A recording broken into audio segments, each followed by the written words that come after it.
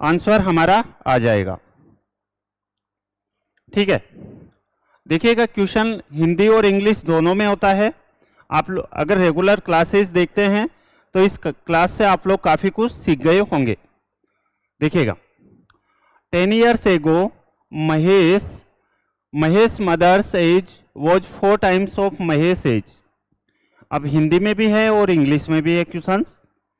10 वर्ष पूर्व महेश की माता की आयु उसकी आयु से कितनी थी? चौगुनी थी। ठीक है, after 10 years mother's age will be twice of Mahesh as.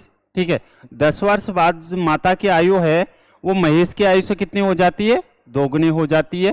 तो आपसे पूछा गया the present age of Mahesh. अब आपसे क्या पूछा गया है कि महेश की आपको वर्तमान आयु बतानी है। चलिए, यहां पर जो क्वेश्चन आपके सामने है 10 वर्ष पूर्व, मुझे एक बात बताओ, क्या 10 years एगो लिख सकता हूं मैं? एक महेश की मदर है और एक कौन है? महेश है। ठीक है, जैसे जैसे क्वेश्चंस कहे वैसे वैसे हमें करना है। 10 वर्ष पूर्व महेश की माता की आयु उसकी आयु से चौगुनी थी। अगर महेश की आयु 1 थी, ठीक है, तो महेश की मदर की आयु कितनी हो जाएगी? क्या 4 हो जाएगी क्या? ठीक है, चलो आगे बढ़ते हैं। 10 वर्ष बाद, तो ये हो जाएगा आफ्टर, हाँ बिल्कुल करवाता हूं भाई।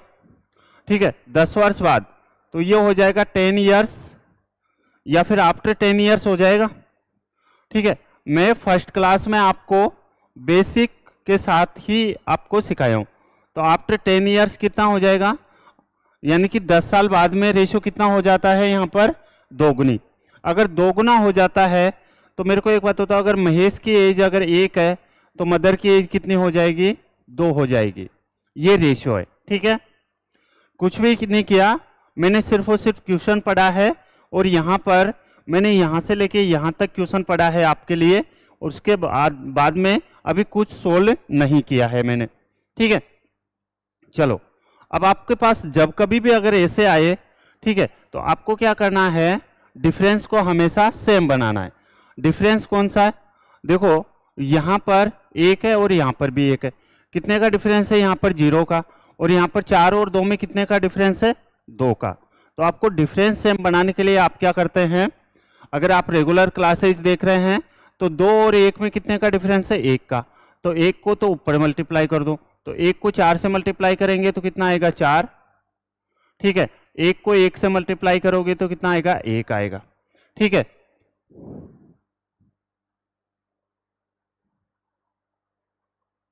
चलिए अच्छी बात है भाई, थैंक यू।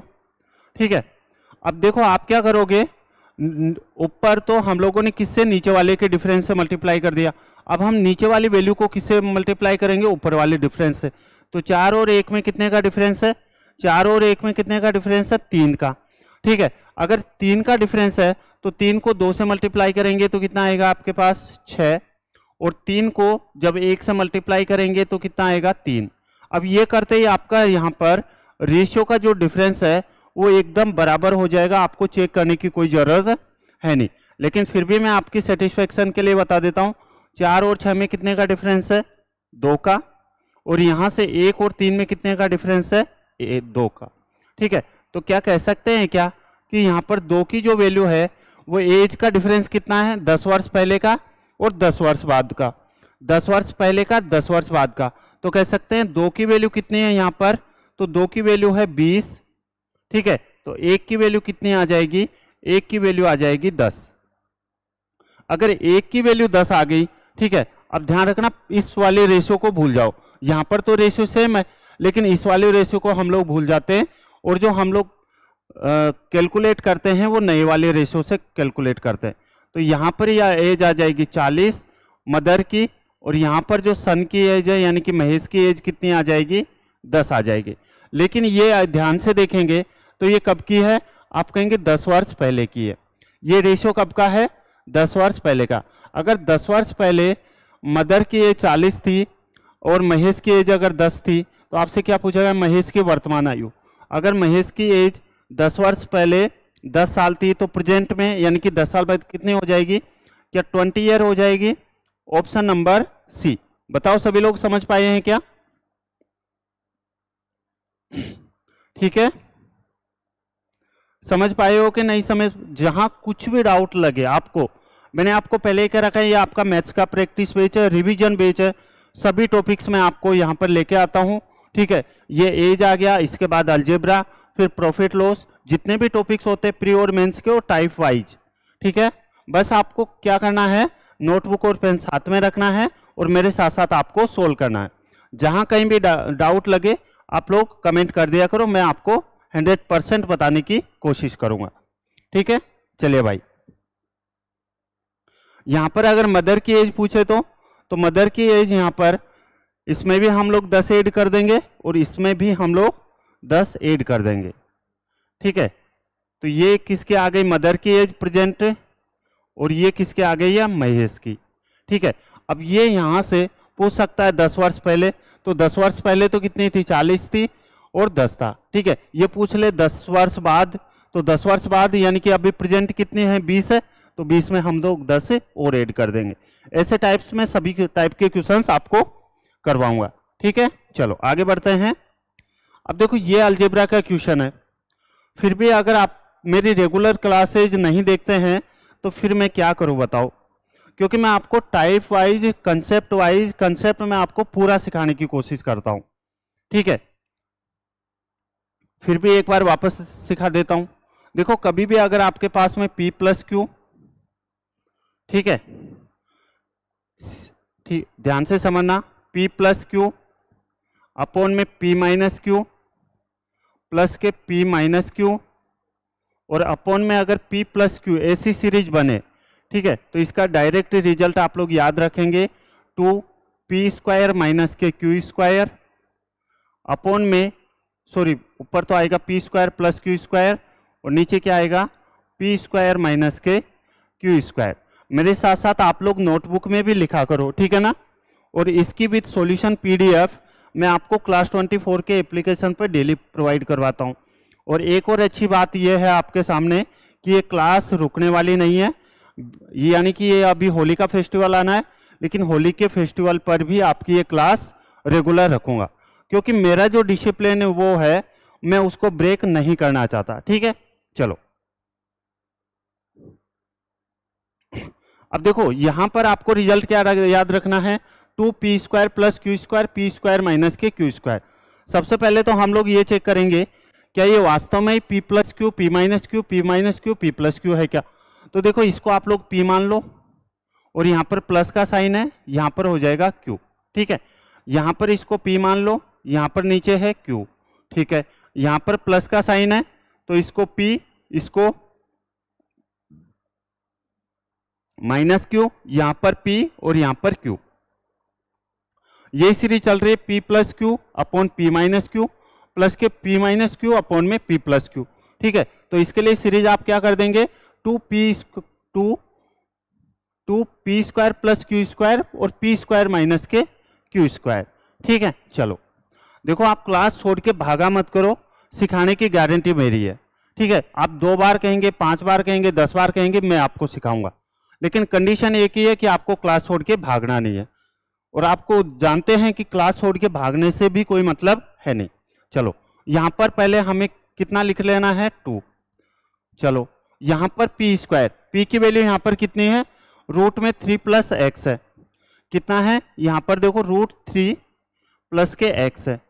ठीक है, जब आप इसका स्क्वायर करेंगे तो ये रूट तो हट जाएगा और बचेगा क्या यहाँ पर 3 प्लस के x।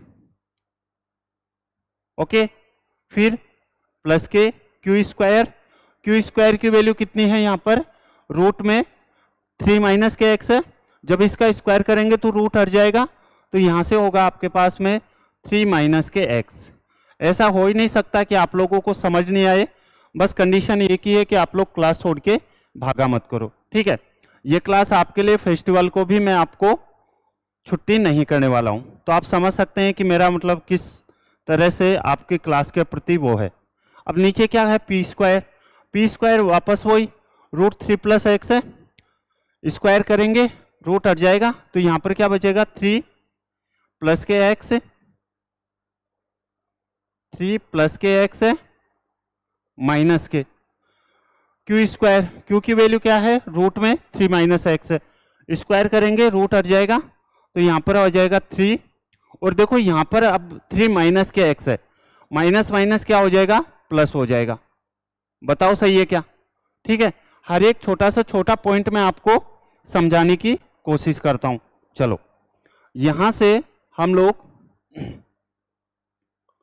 x की वैल्यू निकाल लेंगे। अब देखो यहां पर तो हो गया 2, ठीक है, यहां पर देखो यहां पर ये x प्लस है और ये x माइनस है, कट जाएगा और यहां पर क्या बचेगा 3 और 3 कितना बचेगा 6 बचेगा। ठीक है, यहां पर आप देखेंगे तो जो प्लस माइनस होता है वो कट जाता है, तो यहां पर देखो ये 3 प्लस का है और ये 3 माइनस का है, ये कट गया तो नीचे क्या बचा 2x, कितना बचा 2x। ठीक है, बताओ समझ आ गया क्या? यहां से 2 से 2 कट गया तो यहां से x की वैल्यू कितनी आ गई है, तो यहां से x की वैल्यू आ गई है आपके पास में कितनी आ गई है,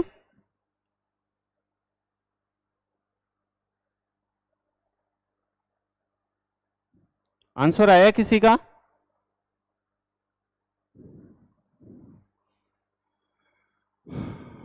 ठीक है, x की वैल्यू कितनी आ गई है आपके पास में, x की वैल्यू आ गई है आपके सामने। देखो यहां पर आप देखेंगे तो इसके इक्वल में आपको 2 भी दे रखा है।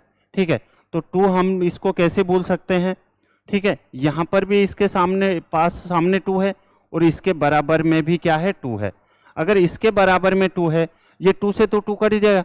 ठीक है, तो ये 2 कितनी बार कटेगा 6 से 3 बार, तो x की वैल्यू यहां से कितनी निकल के आएगी आपके पास में 3। अगर x की वैल्यू आपके पास 3 आ गई, आपसे क्या पूछा गया है 2x अपॉन में 3, 2x अपॉन में 3 और प्लस के कितना है 5 है। ठीक है, तो यहां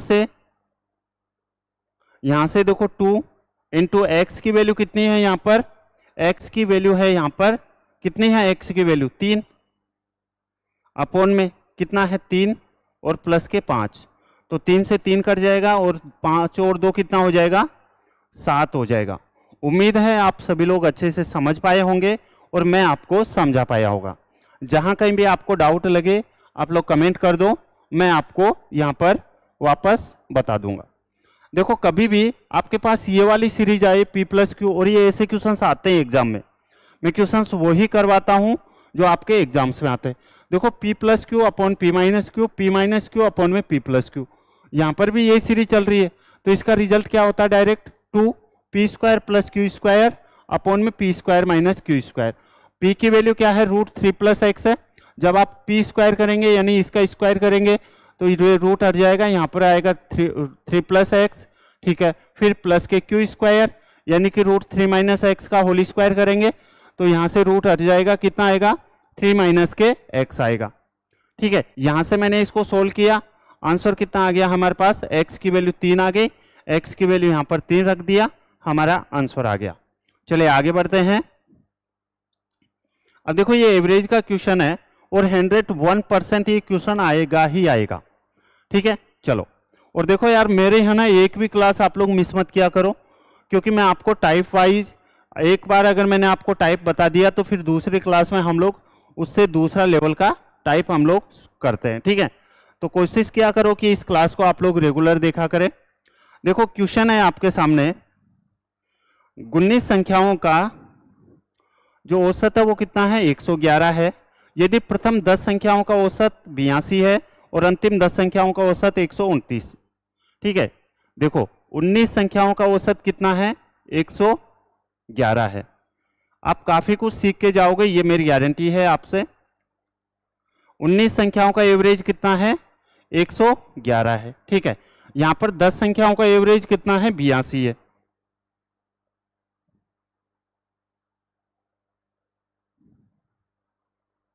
यार फाइटर मेरे को पता नहीं है भाई, ठीक है, और मैंने आपका सही ढंग से कमेंट भी नहीं पढ़ा, अभी जो मेरा फोकस है वो सिर्फ इस पे है। ठीक है, लास्ट के आप लोग 5 मिनट मैं आपके कमेंट ले लिया करूंगा, लेकिन बीच में हम लोग कोई कमेंट नहीं लेंगे। देखो 19 संख्याओं का एवरेज कितना है 111 है, 10 संख्याओं का एवरेज कितना है 82 है। ठीक है, और यहां से अंतिम 10 संख्याओं का एवरेज है वो कितना है, 129 है। चलो, कोई दिक्कत है? आप कहेंगे नहीं है। अब देखो, मैंने आपको पहले ही बता रखा है कि आप यहां से काफी कुछ सीख के जाएंगे, ठीक है। नहीं भाई, जिस जोन से नहीं, किसी भी जोन से आप फॉर्म फिल कर सकते हैं। वो नोटिफिकेशन में, नोटिफिकेशन आप अच्छे से पढ़ना। अब देखो, 19 संख्याओं का एवरेज कितना है यहाँ पर, 111 है। तो 111 को तो आपको ऐसे कैसे लिख लेना है, ठीक है। अब आपको ये देखना है कि ये जो नेक्स्ट ये 10 संख्या है, 10 संख्याओं का जो एवरेज है वो इससे कम है कि ज़्यादा है। तो आपको ये देखना है, क्योंकि हमें एक स्टेप में, हमारा काम क्या है, एक स्टेप में आंसर करना है। तो कैसे करेंगे, देखो 111 से 82 बड़ा है कि छोटा है? आप कहेंगे कमी हो रही है, तो कमी हो रही है तो माइनस कर देंगे, ठीक है।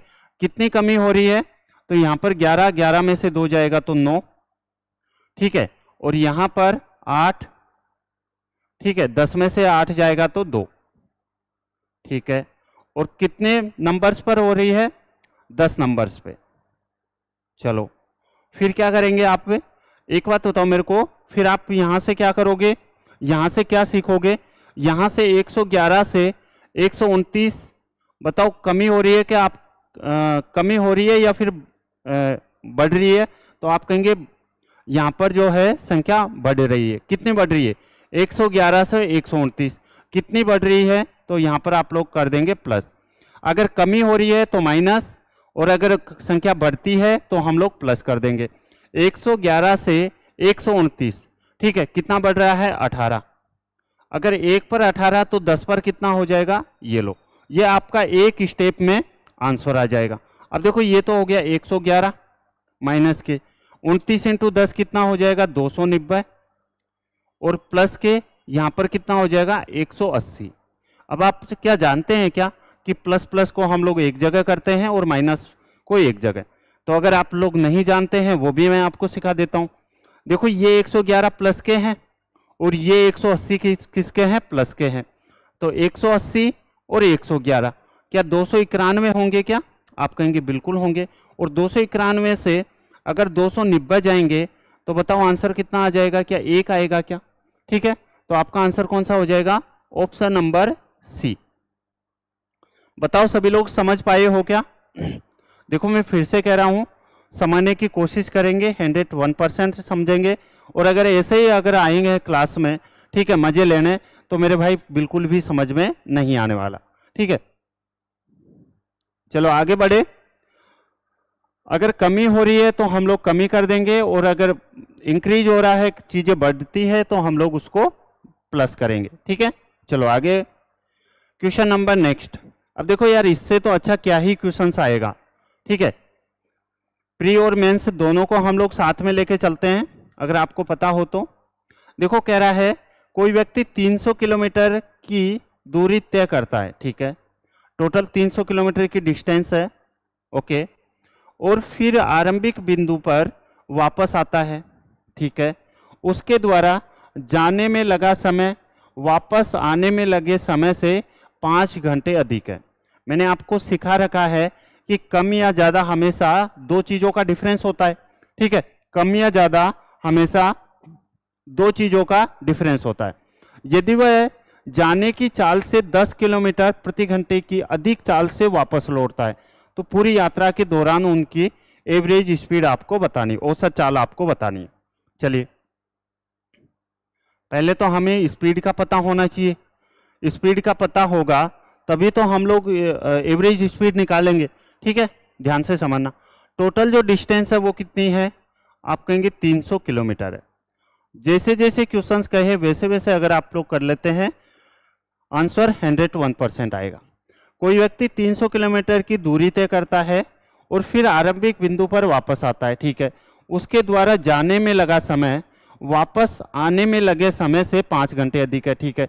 यदि वह जाने की चाल से 10 किलोमीटर प्रति घंटे की अधिक चाल से वापस लौटता है, अगर वो x किलोमीटर प्रति घंटे की चाल से जा रहा है, ठीक है, x किलोमीटर प्रति घंटे की चाल से अगर जा रहा है, तो वो जो आएगा, ठीक है, तब उसकी जो स्पीड होगी वो कितनी हो जाएगी? x प्लस के 10 किलोमीटर प्रति घंटे। बताओ सही है क्या? ये क्या कह रहा है कि जाने में तो x किलोमीटर लग रहा है उसकी स्पीड, लेकिन जब वो वापस आता है, ठीक है, वो वापस इधर आता है तो उसकी जो स्पीड है वो कितनी हो जाती है? 10 बढ़ जाती है। यानी कि पहले x थी तो अब कितनी हो गई? x प्लस के 10 किलोमीटर प्रति घंटा हो गई। ठीक है, अब देखो आपके पास डिस्टेंस दे रखी है, स्पीड दे रखी है, तो आप टाइम नहीं निकाल सकते हैं? बिल्कुल निकाल सकते हैं। चलिए यहाँ पर हम लोग सोल्व करते हैं। यहाँ पर टाइम निकालेंगे तो टोटल डिस्टेंस कितनी है? 300 किलोमीटर, अपॉन में स्पीड कितनी है यहाँ पर? x किलोमीटर प्रति घंटे। ठीक है, यहाँ पर टोटल डिस्टेंस कितनी है? 300 है। ओके, और यहाँ पर जो स्पीड है वो कितनी है? x प्लस के 10 है, और इन दोनों के जो बराबर में है, ठीक है, ये क्या कह रहा है? 5 घंटे अधिक लगते हैं। कम या ज़्यादा हमेशा दो चीज़ों का डिफरेंस होता है, यानी कि इन दोनों का जो डिफरेंस है वो कितना दे रखा है? क्वेश्चन में 5 दे रखा है। ठीक है, जैसे जैसे क्वेश्चन कहा वैसे वैसे मैंने आपके सामने पुट किया है और देखते हैं। अब देखो, या तो आप लोग इसको क्वाड्रेटिक इक्वेशन बना लो, ठीक है, या फिर अगर आप प्रैक्टिस अच्छी हो ही गई है, थोड़ी बहुत अगर चीज़ें समझ आ गई है, ठीक है, तो x की वैल्यू आप लोग यहाँ से क्या रखेंगे कि इन दोनों को अगर डिफरेंस किया जाए, ठीक है, स्पीड का, तो यहाँ पर आपके पास में 5 आ जाए।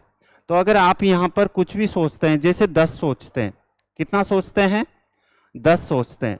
अगर 10 सोचेंगे तो यहाँ पर 30, और यहाँ पर जब 10 सोचेंगे तो यहाँ पर हो जाएगा 20।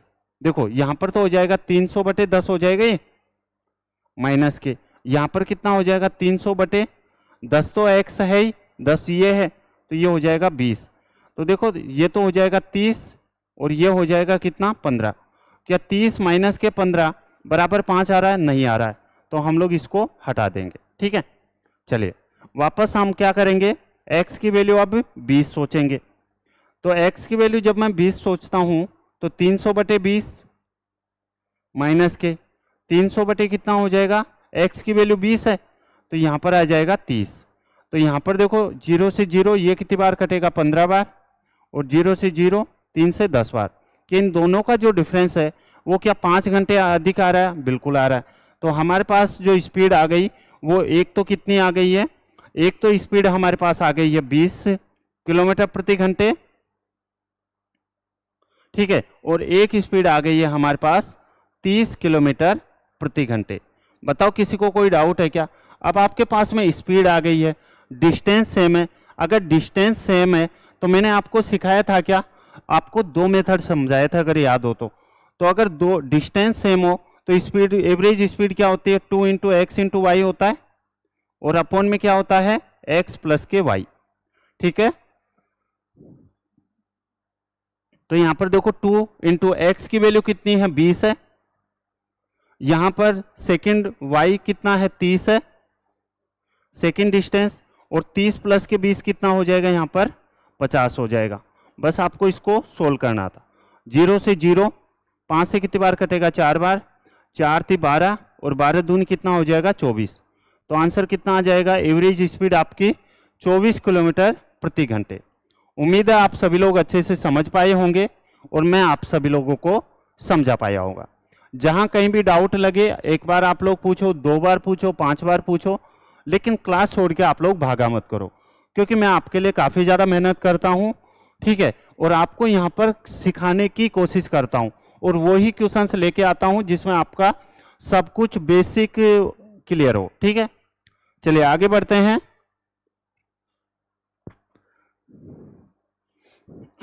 अब देखो ये क्वेश्चन आ गया है आपके पास में ज्योमेट्री का। चलिए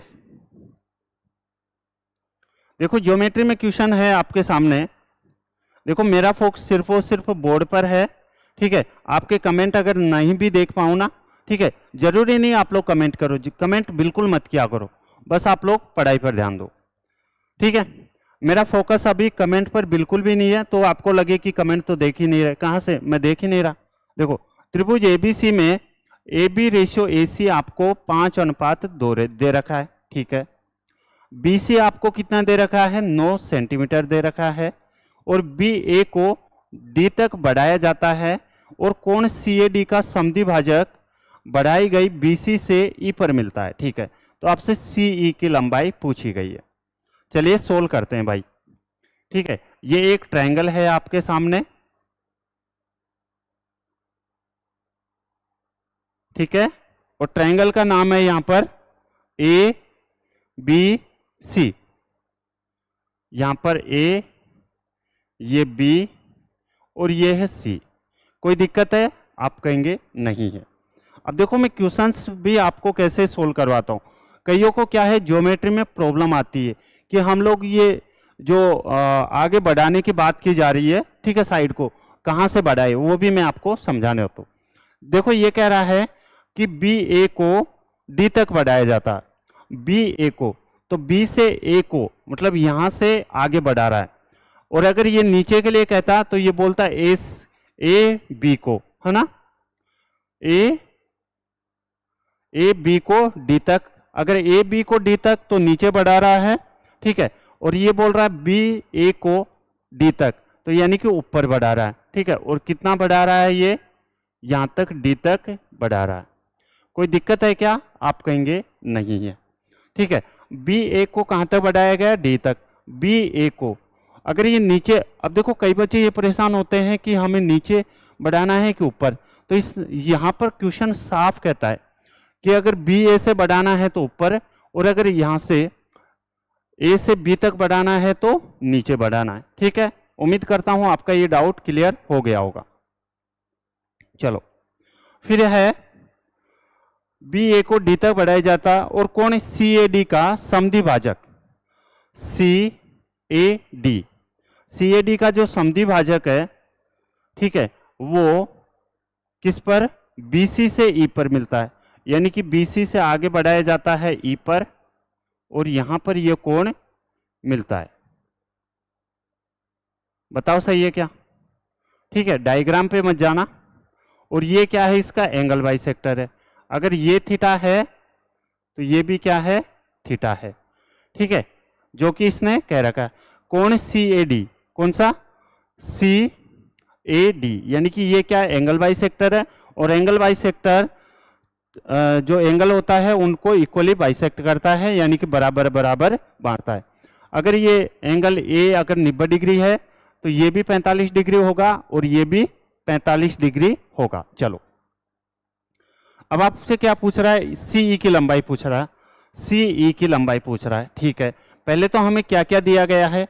AB आपको दे रखा है यहाँ पर 5, AB आपको यहाँ पर दे रखा है 5। ठीक है, फिर AC आपको दे रखा है 2, AC आपको दे रखा है यहाँ पर 2। ठीक है, और आपको दिया गया है BC आपको दिया गया है 9। चलिए ये आपको दे रखा है 9 सेंटीमीटर। ठीक है, और यहां पर जो पूछा गया है आपसे, इसको हम लोग मान लेंगे x। बताओ सही है क्या? ठीक है ना?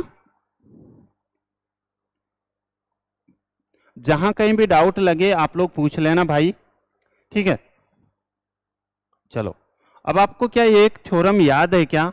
क्या याद है कि BE अपॉन में CE, BE अपॉन में CE जो बराबर होता है वो होता है AB अपॉन में AC के, AB अपॉन में AC के। अगर नहीं याद है तो मेरे भाई ज्योमेट्री के तो क्वेश्चंस ऐसे ही होंगे। ठीक है, पूरे थ्योरम पर बेस्ड होते हैं। तो ध्यान रखना, BE यानी कि B से E, यानी कि ये जो लेंथ है ये किसके बराबर होगी? BE यानी कि ये वाली लेंथ कंप्लीट, अपॉन में क्या हो जाएगा? CE, CE कौन सा? ये वाला। ठीक है, ये किसके बराबर होगी? AB यानी कि ये वाली लेंथ, अपॉन में क्या हो जाएगा? AC, AC कौन सी? ये वाली लेंथ। ठीक है, चलो अब आपको कुछ नहीं करना है, यहाँ पर वैल्यू पुट कर देनी है। ओके, BE कितना है यहाँ पर? तो BE है यहाँ से B से लेके E तक। अगर ये 9 है, B से C तक तो 9 है। ठीक है, तो B से E तक कितना हो जाएगा? क्या 9 प्लस क्या x होगा? आप कहेंगे बिल्कुल होगा, कोई दिक्कत है नहीं। चलो यहां से CE तो आपसे पूछा गया, तो इसको हम लोग क्या मान लेंगे? x मान लेंगे। चलो फिर AB की वैल्यू यहां पर है कितनी? 5 है। अपॉन में यहाँ पर AC की वैल्यू है कितनी, यहाँ पर 2 है। क्या आप लोग क्रॉस मल्टीप्लाई करके x की वैल्यू निकाल सकते हो क्या? बिल्कुल निकाल सकते हैं। ठीक है, तो यहाँ से देखो 9 को 2 से मल्टीप्लाई करोगे तो कितना आएगा 18 प्लस के। ठीक है, 2 को जब x से मल्टीप्लाई करोगे तो 2x बराबर में x को जब 5 से मल्टीप्लाई करोगे तो कितना आएगा 5x। ठीक है, अब देखो यहाँ पर 2x है और यहाँ पर 5x है, तो 5x में से 2x जाएगा तो कितना बचेगा 3x, और 3x बराबर अगर 18 है तो x की वैल्यू कितनी आ गई, क्या 6 आ गई क्या बताओ?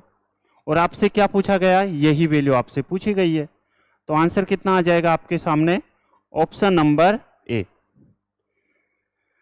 इस क्वेश्चन को आपकी स्पीड है तो आप इसको 5 से 10 सेकंड में कर पाएंगे। कब? लेकिन जब आपके सामने आपको जब ये सब पता होगा। ठीक है, ये सब आपको पता होगा।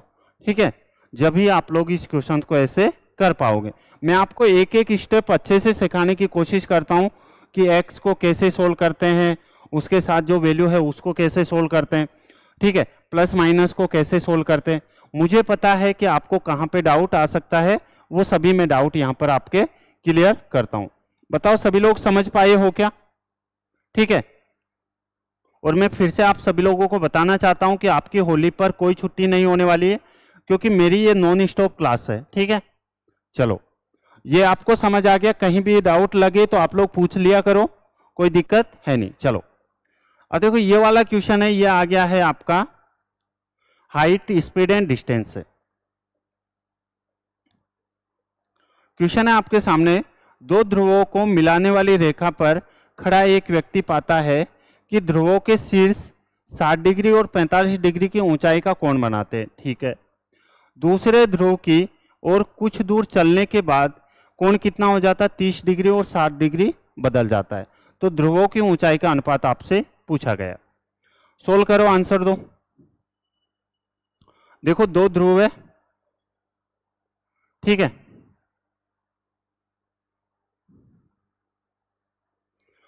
फर्स्ट में एंगल कितना है, ये इसकी ऊंचाई आप इसको a मान लो और इसकी ऊंचाई कितनी मान लेंगे, b मान लेंगे।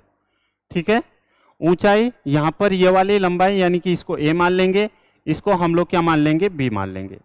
ठीक है, चलने के बाद एक एंगल कितना हो जाता है, 60 डिग्री। चलिए यहां पर ये एंगल हो गया 60 डिग्री। ठीक है, बस कंडीशन यही होती है कि आप लोग क्लास छोड़ के भागा मत करो, सब कुछ समझ आएगा।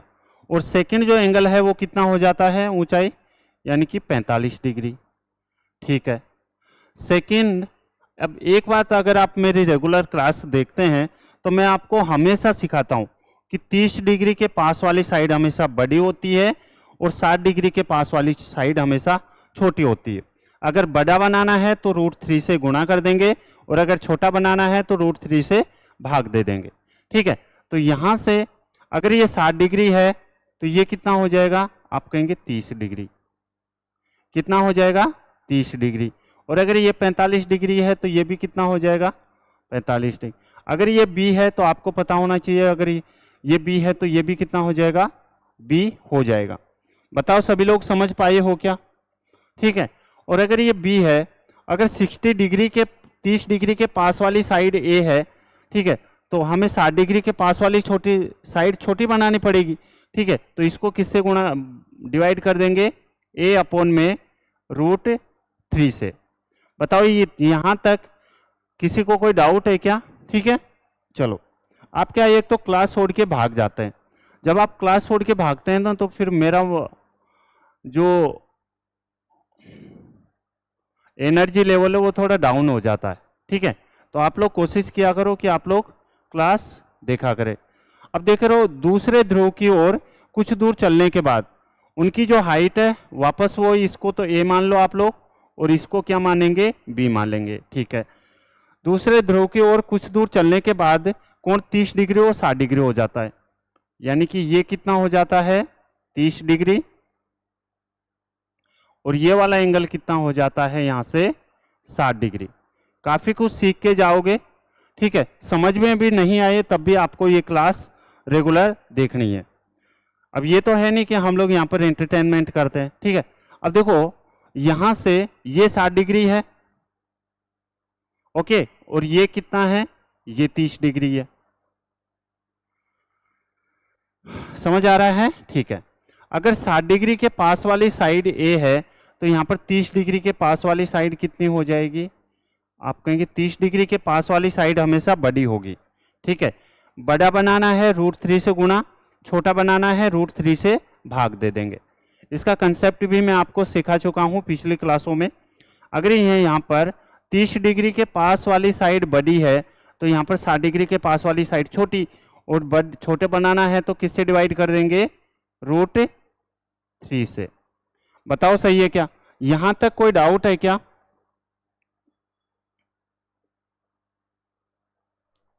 ठीक है, चलो अब मैं आपसे क्या पूछना चाह रहा हूं, देखो दोनों टावर बराबर है, अगर दोनों टावर बराबर है तो क्या इन दोनों की जो डिस्टेंस है वो बराबर होनी चाहिए क्या? दोनों टावर अगर बराबर है, ठीक है, तो दोनों टावर की जो डिस्टेंस है वो पहले वाली डिस्टेंस और बाद वाली डिस्टेंस, पहले वाली डिस्टेंस तो ये है और बाद वाली डिस्टेंस ये है, कि ये दोनों बराबर होनी चाहिए क्या? आप कहेंगे बिल्कुल बराबर होनी चाहिए। अगर बराबर होनी चाहिए तो चलिए बराबर हम लोग करते हैं। यहां पर क्या हो जाएगा, a अपॉन में √3 प्लस के कितना हो जाएगा b, और यहां पर कितना हो जाएगा √3a और प्लस के b अपॉन में √3। बताओ सही है क्या? ठीक है, हाँ चलो अच्छी बात है भाई, ठीक है। अब यहां पर आप क्या करोगे, यहां पर मैंने आपको बताया है अगर ये दोनों इनकी डिस्टेंस है वो हमेशा क्या है, बराबर रहेगी। पहले वाली भी डिस्टेंस बराबर रहेगी, दूसरी वाली भी। अगर पहले वाली भी डिस्टेंस मैंने और दूसरी वाली डिस्टेंस मैंने बराबर कर ली। अब आप क्या करोगे, अगर ये दोनों आमने सामने है तो हम लोग रेशियो को बराबर करते हैं, याद है ना, ठीक है। तो यहां से ए को एक साइड ले आएंगे और बी को एक साइड ले आएंगे। जब ए को एक साइड लाएंगे, ठीक है, तो यहां से कितना आ जाएगा √3a माइनस के कितना हो जाएगा a अपॉन में √3। बताओ सही है क्या? चलो यहां से अगर मैं b को, तो यहां से आ जाएगा आपके पास में b अपॉन में √3 और माइनस के कितना हो जाएगा, b हो जाएगा। बताओ सही है क्या? ठीक है, कोई दिक्कत है? आप कहेंगे नहीं है।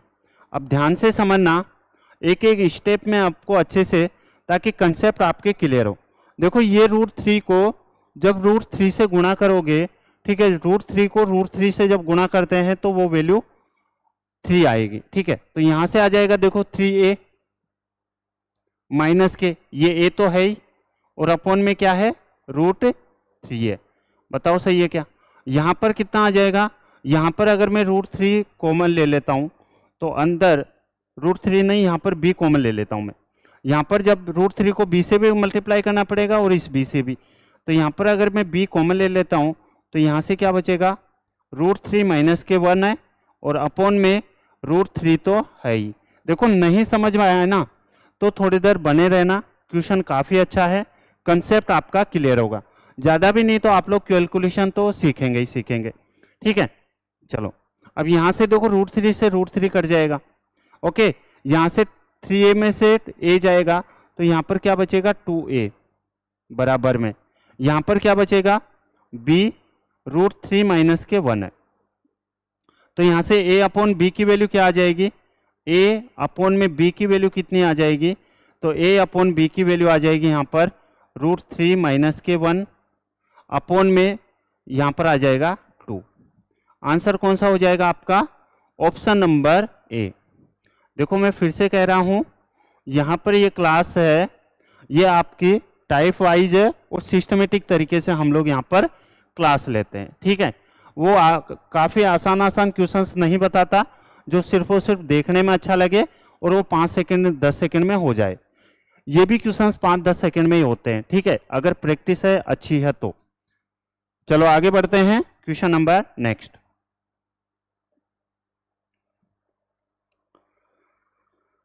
देखो दो धनात्मक पूर्णांकों का लघुत्तम समापवर्तय यानी कि एलसीएम बड़ी संख्या का कितना है? 2 गुना है। बड़ी संख्या का कितना है? 2 गुना है। ठीक है, उनमें छोटी संख्या और दोनों पूर्णांकों के महत्तम समापवर्तक जीसीडी, जीसीडी मैंने कल भी बताया था, ग्रेट। ठीक है, इसका जो अंतर है वो कितना है? 4 है। ठीक है, तो आपसे पूछा गया है छोटी संख्या कितनी है, यह आपसे पूछा गया। जीसीडी का मतलब क्या होता है? ग्रेट कॉमन डिवाइजर, यानी कि एचसीएफ ही होता है। ठीक है, जीसीडी मतलब एचसीएफ, इसका आप लोग ध्यान रखना। कभी कभार क्वेश्चन में जीसीडी दे देता है, तो इसका भी आप लोग ध्यान रखना कि एचसीएफ ही होता है। ओके, 2 संख्या है, मैं मान लेता हूं फर्स्ट संख्या n1 है और n1 संख्या होती है h इंटू ए। सेकेंड संख्या मैं मान लेता हूं, क्या मान लेता हूं? h into B. बताओ सही है क्या? 2 संख्या है, हमारे पास कुछ भी नहीं है डेटा, तो हम लोग इसको एक को h मान लेंगे, h इंटू ए मान लेंगे, और एक को h इंटू बी मान लेंगे। ठीक है, चलो अब क्या कह रहा है? 2 धनात्मक पूर्णांकों का जो एलसीएम है वो बड़ी संख्या का कितना है? 2 गुना है। बड़ी संख्या का कितना है? 2 गुना है। मान ले एलसीएम होगा वो कितना हो जाएगा यहाँ पर? तो एलसीएम इन दोनों नंबर्स का मल्टीपल प्रोडक्ट, यानी कि h इंटू ए और इंटू बी। ठीक है, जो एलसीएम है वो बड़ी संख्या का 2 गुना है। बड़ी संख्या मैं मान लेता हूं ये वाला n2 मान लेता हूं। बड़ी संख्या कौन सी मान लेता हूं मैं? n2। अगर बड़ी संख्या n2 मान लेता हूं तो इसका 2 गुना है, यानी कि 2 इंटू कितना हो जाएगा? बड़ी संख्या h इंटू कितना है? b है। बताओ सही है क्या? ठीक है, चलो अब यहां से देखो b से b कट जाएगा यहाँ पर, और h से h कट जाएगा, तो यहाँ से a की वैल्यू कितनी आ गई है हमारे पास? 2 आ गई है। अगर a की वैल्यू हमारे पास 2 आ गई है तो यहाँ पर a की वैल्यू तो हम लोग 2 रख देंगे। अब हमें किसकी वैल्यू चाहिए? h की वैल्यू भी चाहिए,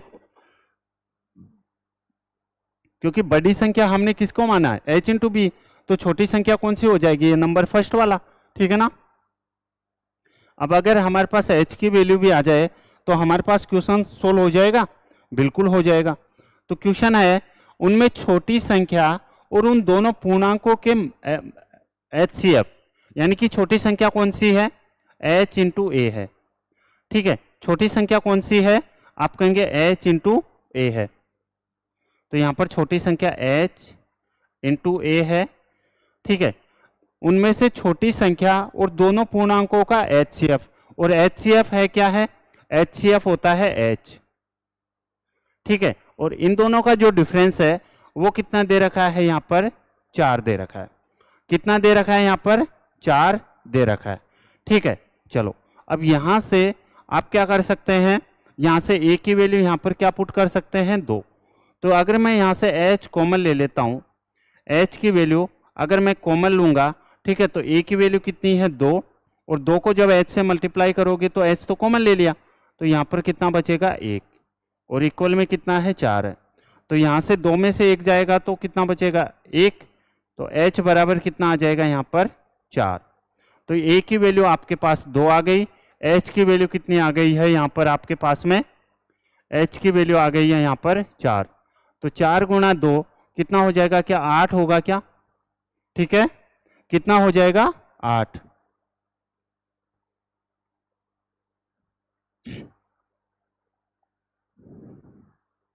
सभी लोग समझ पाए हो क्या? ठीक है, जहां कहीं भी डाउट लगे आप लोग पूछ लिया करो। कि क्वेश्चन नंबर नेक्स्ट। अब ये क्वेश्चन है, ये आपका आ गया है मेंसुरेशन का।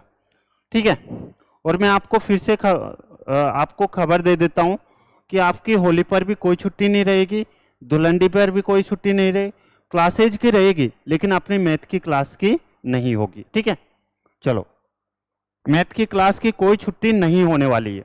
और आपने देखा होगा जब से हमने क्लास स्टार्ट की है उसके बाद ना तो एक भी छुट्टी की है, और ना ही 5 बजे से डिले हम लोगों ने कोई क्लास आपके सामने स्टार्ट की है।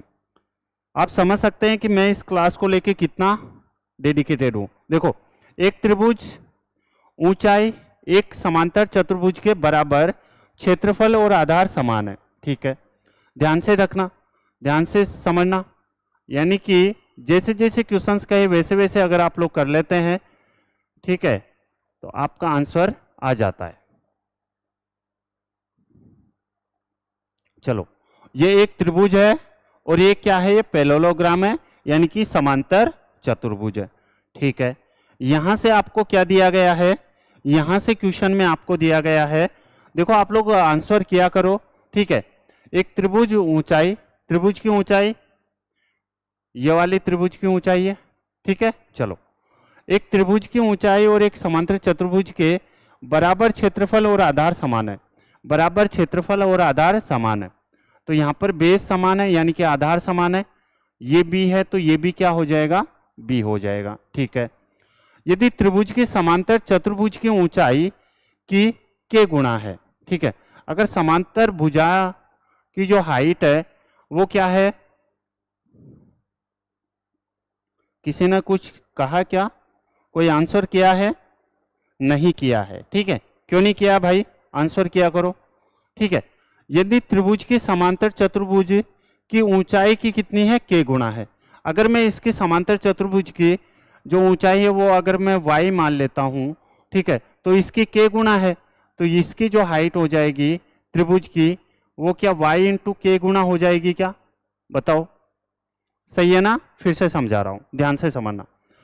एक त्रिभुज है और एक क्या है, पैरेललोग्राम है या फिर समांतर चतुर्भुज है। ये बोल रहा है कि दोनों का जो आधार है वो सेम है। ठीक है, और यहाँ पर जो समांतर चतुर्भुज की ऊंचाई है वो त्रिभुज के क्षेत्रफल, त्रिभुज की ऊंचाई से के गुना है। ठीक है, आपसे पूछा गया यदि त्रिभुज की समांतर चतुर्भुज की ऊंचाई यह है तो के का मान आपसे पूछा गया। आपको ये पता होना चाहिए भाई कि इस त्रिभुज का क्षेत्रफल क्या होता है, तो आप कहेंगे 1/2 बेस इंटू हाइट होता है।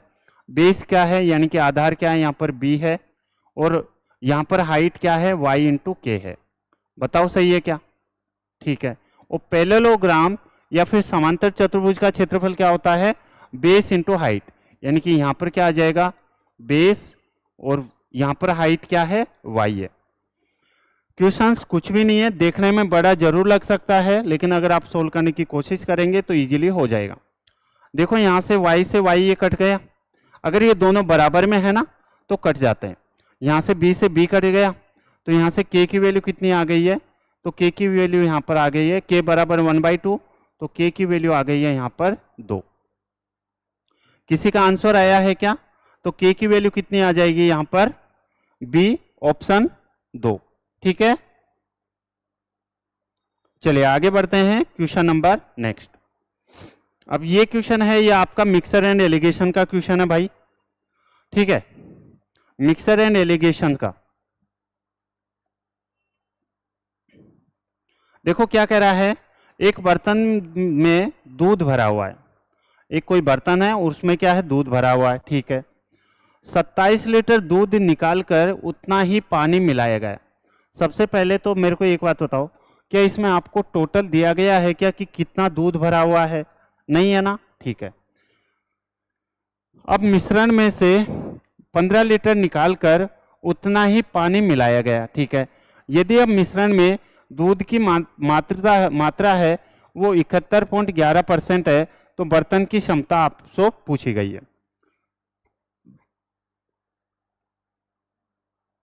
सबसे पहले तो कई बच्चे तो ये देख के परेशान हो जाएंगे कि है क्या।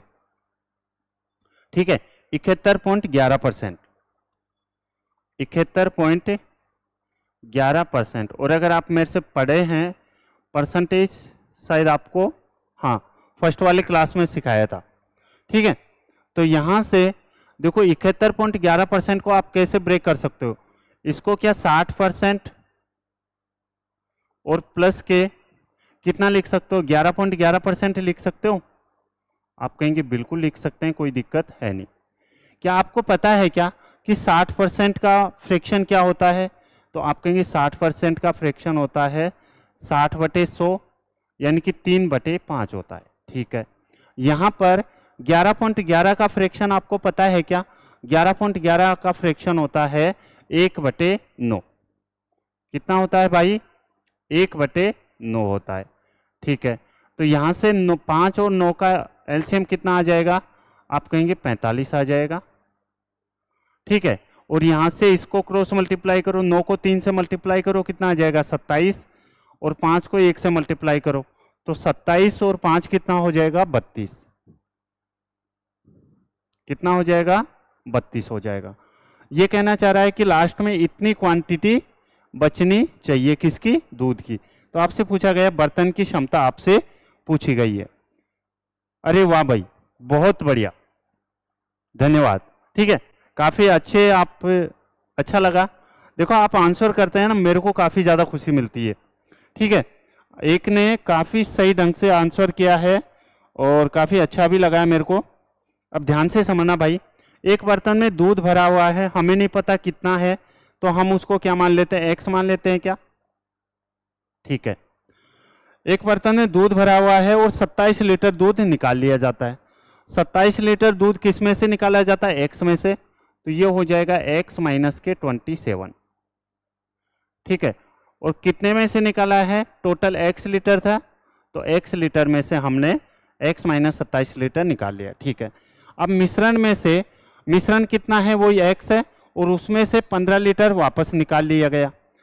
चलिए, वापस इसमें से 15 लीटर निकाल लिया गया है, तो 15 लीटर अगर निकाल लिया गया है, ठीक है, कितने में से, वही x में से। ठीक है, चलो उतना ही पानी मिलाया गया, तो अब जो मिश्रण है वो कितना बच जाता है, 32/45। कितना बच जाता है, 32/45। बताओ सही है क्या। ठीक है, चलो अब देखो, या तो आप इसको क्वाड्रिक इक्वेशन बनाओ और सोल्व करो, लेकिन मैं आपको ये सजेस्ट नहीं करूंगा। आपसे क्या पूछा गया, बर्तन की क्षमता पूछी गई है, यानी कि यहां से आपको x की वैल्यू पूछी गई है। तो x की वैल्यू के लिए आप क्या करेंगे, क्वेश्चंस में ऑप्शन की हेल्प लेंगे। ठीक है, जैसे मैं लास्ट वाला ऑप्शन लेता हूं, ऑप्शन नंबर कौन सा लेता हूं मैं, 4 लेता हूं। ठीक है, तो यहां पर x इंटू 135 लिया है, 135 में से जब आप 135 में से जब आप 27 हटाएंगे तो कितना बचेगा, 108 बचेगा। ठीक है, अपॉन x की वैल्यू तो कितनी है, यहाँ पर 135 लिया हमने। ठीक है, इंटू यहाँ पर x माइनस के 15, x की वैल्यू कितनी है, 135 है। 135 में से जब 15 जाएगा तो कितना बचेगा, 120, और यहाँ पर x की वैल्यू कितनी है, 135 है। यानी कि इसके बराबर में अगर 32/45 आ जाता है तो हमारा इसका मतलब आंसर सही है।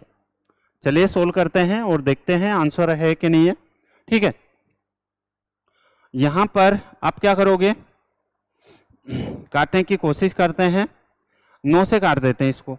ठीक है, तो 9 से कितनी बार कटेगा, ये 12 नाम 208 होते हैं। ठीक है, और यहाँ पर 15 नाम कितने होते हैं, 135 होते हैं। ठीक है, यहाँ से 15 से कितनी बार कटेगा, ये 8 बार कट जाएगा, 15 8 120 होते हैं। ठीक है, अगेन और कुछ कट रहा है क्या, अगर मैं इसको 3 से काटता हूँ तो 3 से कितनी बार कटेगा, ये 4 बार, और 3 से काटूंगा तो 4 × 12 और 5 से 15। ऊपर कितना आ गया, 4 × 8 32 आ गया, नीचे 45। इसका मतलब हमारे पास जो बर्तन की क्षमता है वो कितनी आ गई है, 135 लीटर आ गई है। बताओ सभी लोग समझ पाए हो क्या। ठीक है, चलिए आगे बढ़ते हैं, क्वेश्चन नंबर नेक्स्ट। ध्यान रखना, आपको पता है क्या कि 4 की पावर 2 कितना होता है, आप कहेंगे 16 होता है, और 4 का क्यूब कितना होता है, आप कहेंगे 64 होता है। ठीक है, बस आपको यही समझाना था। 4 की पावर 4 कितनी होती है, तो 4 की पावर 4 होती है 4 की जो पावर 4 होती है, ये 4 का क्यूब तो 64 होता है, और 4 की पावर 4 होती है 256 होता है। ठीक है, और 4 की पावर 5 कितनी होती है, ये होता है 1024 होता है। क्या सही है क्या।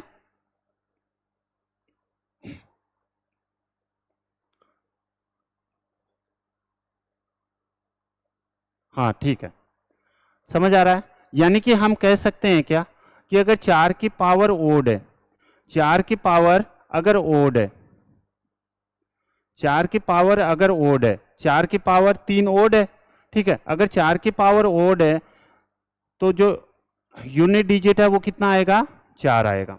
अगर 4 की पावर ओड है, ठीक है, 4 की पावर अगर विषम है, ठीक है, जैसे 3, 5, 7, तो यहाँ पर जो यूनिट डिजिट आएगा, जो इकाई का अंक आएगा वो कितना आएगा, 4 आएगा, ठीक है। लेकिन अगर 4 की पावर इवन है, 4 की पावर अगर इवन है, ठीक है, तो 4 का स्क्वायर कितना हो जाएगा, 16, यानी कि यूनिट डिजिट कितनी आएगी, 6 आएगी। इकाई का अंक कितना आएगा, 6 आएगा। फिर से समझाता हूं क्योंकि इसमें ये कंसेप्ट काम आएगा आपके, ठीक है। क्या समझाना चाह रहा हूं, अगर 4 की पावर ओड है, ठीक है, 4 की पावर 3 है, 4 की पावर 7 है, 4 की पावर 11 है, ठीक है, तो इसमें जो इकाई का अंक आएगा वो तो 4 ही आएगा। लेकिन अगर 4 की पावर इवन है, जैसे 4 का स्क्वायर हो गया, 4 का स्क्वायर कितना होता है, 16 होता है, और 4 की पावर 4 कितना होता है, 256 होता है, ठीक है। तो यहाँ पर इकाई का अंक कितना आ रहा है, 6 आ रहा है। बस ये समझाना चाह रहा हूं। अब क्वेश्चन पे आ जाओ। 439 है इंटू 34p है ओके, फिर कितना है, 354 है, और फिर मल्टीप्लाई किससे कर देंगे, 436 से। किसी ने आंसर किया क्या, नहीं किया है। क्यों नहीं किया भाई, देखो यहां से इसको सोल्व करते हैं। 9 को जब 4 से मल्टीप्लाई करेंगे तो कितना आएगा, 36, ठीक है। तो इकाई का अंक कितना आएगा, 6 आएगा। कितना आएगा, 6 आएगा, ठीक है। अब 6 को जब 6 से मल्टीप्लाई करोगे तो इकाई का अंक कितना आएगा, 6 आएगा। यहाँ भी इकाई का अंक 6 आ रहा है, तो यहाँ से कह सकते हैं क्या कि 34 की पावर p इंटू 6, ठीक है, 6 इंटू 34 की पावर p बराबर कितना आना चाहिए, तो बराबर यानी कि p की वैल्यू आनी चाहिए, यानी कि बराबर क्या आना चाहिए, p आना चाहिए। बताओ सही है क्या, ठीक है। इसका आंसर किसी ने नहीं किया। क्यों नहीं किया भाई, ठीक है। चलो अब एक बात बताओ मेरे को, एक बात मेरे को आप ध्यान से बताना, ठीक है। क्या बताएंगे, अगर मैं यहाँ पर इसकी जो पावर है, ठीक है, अगर यहाँ से एक पावर 1 लेता हूं, 6 को किससे मल्टीप्लाई करोगे, तो 6 को अगर आप लोग यहाँ पर p की वैल्यू 6 लेते हैं, ठीक है, अगर आप यहाँ पर p की वैल्यू 6 लेते हैं, अगर 6 क्या है, इवन है, तो यहाँ पर जो रिमाइंडर आएगा वो कितना आएगा, यानी कि जो यूनिट डिजिट आएगी वो 6 आएगी। और p की वैल्यू कितनी ली है मैंने, 6 ली है, ठीक है। p की वैल्यू कितनी ली है मैंने, 6 ली है। p की वैल्यू अगर मैं यहाँ से 6 लेता हूँ तो 6 को 6 से मल्टीप्लाई करूंगा, यहाँ से 1, 2 उससे भी आप लोग सोल्व कर सकते हो। देखो कैसे समझाने की कोशिश करता हूँ। यहाँ पर 6 है इंटू यहाँ पर 4 की पावर में 1 लेता हूँ, ठीक है। तो यहाँ से p की वैल्यू कितनी ली है मैंने, 1, तो ये तो हो जाएगा 6 चौके 24, क्योंकि 4 की पावर 1 तो कितना होता है, 4 ही होता है। तो यहाँ पर 6 चौके कितना होंगे, 24। लेकिन यहाँ पर तो कितना है यूनिट डिजिट, यूनिट यानी इकाई का अंक कितना है, 4 है, और यहाँ पर 1 है। क्या दोनों बराबर है, नहीं है। वापस दूसरा चेक करते हैं, 6 इंटू 4 की पावर कितनी हो जाएगी, 2, बराबर यहाँ पर p की वैल्यू 2 है तो यहाँ पर भी 2, ठीक है। यहाँ पर p यानी कि स्क्वायर में 2 है और इक्वल में 2 है, ठीक है। तो यहाँ पर 6 इंटू यहाँ पर 4 का स्क्वायर कितना हो जाएगा, 16, ठीक है। 6 कितना हो जाएगा, 36, यानी कि इकाई का अंक कितना है, 6 है, और यहाँ पर 6 बराबर 2। क्या दोनों बराबर है, नहीं है। इसी प्रकार जब आप यहाँ से 6 इंटू 4 की पावर जब 6 करेंगे और इक्वल में p की वैल्यू क्या है, यहाँ पर 6 लिया है, ठीक है। तो यहाँ से 4 की पावर 6 में यूनिट डिजिट कितनी आएगी, 6 में 4 की पावर अगर 6 करते हैं, 4 की पावर 6 करते हैं, 4 की पावर 6 इवन है कि ओड है, आप कहेंगे इवन है। अगर इवन है तो यहाँ पर क्या आएगा, यूनिट डिजिट इकाई का अंक 6 आएगा, और बराबर क्या 6 ही है क्या। तो देखो 6 इंटू 6 कितना हो जाएगा, 36, यानी कि यहाँ भी यूनिट डिजिट सेम है और यहाँ भी यूनिट डिजिट सेम है। तो आपका आंसर कितना आ जाएगा, यानी कि p की वैल्यू कितनी है, सिर्फ और सिर्फ 1 आएगी। ये तो आंसर कौन सा हो जाएगा आपका, ऑप्शन नंबर ए। ठीक है, पी की वैल्यू सिर्फ और सिर्फ यहाँ पर कितने मान संभव है, एक मान संभव है। जब पी की वैल्यू आप लोग 6 रखेंगे तो 7 रखेंगे तो यहाँ पर 24 हो जाएगा, यहाँ पर 7 तो यहाँ पर 4 और 7 आएगा, फिर 8 रखेंगे। ठीक है, तो 8 में यहाँ पर वापस वही, यहाँ तो 6 आ जाएगा लेकिन यहाँ पर 8 आएगा, तो ये दोनों बराबर नहीं होगा। ठीक है, चलो आगे बढ़ते हैं। देखो क्वेश्चंस आपको जरूर देखने में बड़ा लग सकता है लेकिन ऐसा कुछ है नहीं क्वेश्चन में। ठीक है, आप डेली अगर मेरी रेगुलर क्लास देख रहे हैं तो मेरा एक ही फंडा है, जैसे जैसे क्वेश्चन कहे वैसे वैसे हम लोग कर लेते हैं तो आंसर आ जाता है। देखो, इन्हें एक निश्चित धनराशि निवेश कर एक लघु व्यापार आरंभ किया। ठीक है, आरंभ से 4 माह पश्चात बी ए का साझेदार बन गया। ठीक है, जिसने ए के आरंभिक निवेश से 6,000 रुपये कम धनराशि का निवेश किया। ठीक है, व्यापार के आरंभ से 7 महीने बाद सी व्यापार का साझेदार बन गया। ओके, जिसने ए आरंभिक निवेश से 2,000 रुपये कम की धनराशि का निवेश किया और वर्ष के बाद में कुल निवेश 1,42,000 रुपये रहा, तो ए का लाभ क्या होगा यदि बी का लाभ 8,000 रुपये है। क्लास का मॉक टेस्ट नंबर 33 है, तो मैंने आपको पहले ही बता रखा है कि टाइप नंबर भी 33 हो सकता है। ठीक है, चलो आपके सामने सोल्व करने की मैं कोशिश करता हूँ। एक ए, एक है बी और एक कौन है, सी है। ठीक है, चलो ए ने एक निश्चित धनराशि निवेश किया। ठीक है, आरंभ से 4 महीने बाद, आरंभ से 4 महीने बाद, अगर 4 महीने बाद अगर कोई व्यापार में आएगा तो क्या वह 8 महीने तक ही रहा होगा क्या? तो बी कितने महीने तक रहा है व्यापार में? 8 महीने तक। ठीक है, चलो 4 माह बाद बी ए का साझेदार बन गया, जिसने ए के आरंभिक निवेश से 6,000 रुपये कम निवेश किए। मान लेते हैं कि ए ने x रुपये निवेश किए तो इससे 6,000 कम, यानी कि ये हो जाएगा x माइनस के 6,000। बताओ सही है क्या? ठीक है, चलो आगे बढ़ते हैं। धनराशि का निवेश किया, व्यापार के आरंभ से 7 महीने बाद, 7 महीने बाद कोई आता है, अगर 7 महीने बाद आता है तो वो व्यापार में क्या 5 महीने रहा होगा क्या? और 5 महीने तक कौन रहा होगा? यहाँ पर सी रहा होगा। बताओ सही है क्या? ठीक है, तो आरंभ से 7 महीने बाद सी व्यापार का साझेदार बन गया, जिसने ए के आरंभिक निवेश से 2,000 रुपये कम धनराशि का निवेश किया। ए से 2,000 रुपये कम, अगर ए से 2,000 रुपये कम तो मेरे को एक बात बताओ, क्या x माइनस के 2,000 होगा क्या? ठीक है, चलो अब यहाँ से ए की पूंजी आ गई, बी की पूंजी आ गई, सी की पूंजी आ गई। अगर ए ने ना तो निकाला है धन, ना ही इसने ऐड किया है, तो ए क्या 12 महीने तक व्यापार में रहा होगा क्या? समझ आ रहा है ना? ठीक है, कोई दिक्कत है? ओके, इंग्लिश में भी बोलेंगे भाई, क्वेश्चंस दोनों लैंग्वेज में है तो उसकी तो आपको टेंशन लेने की कोई जरूरत है भी नहीं। ठीक है भाई, चलो अब देखो आपसे क्या दिया गया है। आपको दिया गया है, एक बार मैं आपको इंग्लिश में भी पढ़ के सुना देता हूँ, समझाता हूँ। A begin a small business with a certain amount of money. A एक धनराशि के साथ व्यापार स्टार्ट करता है। आफ्टर 4 मंथ्स, ठीक है, after 4 months from the start of the business, यानी कि 4 महीने के बाद B joins business with an amount which is 6,000 less than A. B व्यापार में शामिल हो जाता है, कब और कितने अमाउंट के साथ?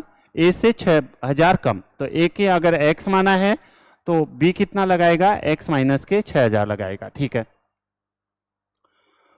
एज इनिशियल इन्वेस्टमेंट, ए का जो इनिशियल इन्वेस्टमेंट था उसको सी ज्वाइन कर लेता है बिजनेस को, कब? 7 मंथ्स, आफ्टर 7 मंथ्स। अगर 7 मंथ्स बाद कर रहा है, यानी कि व्यापार कितने महीने तक चला? टोटल 12 महीने तक। तो क्या 5 महीने तक ही सी रहा होगा क्या?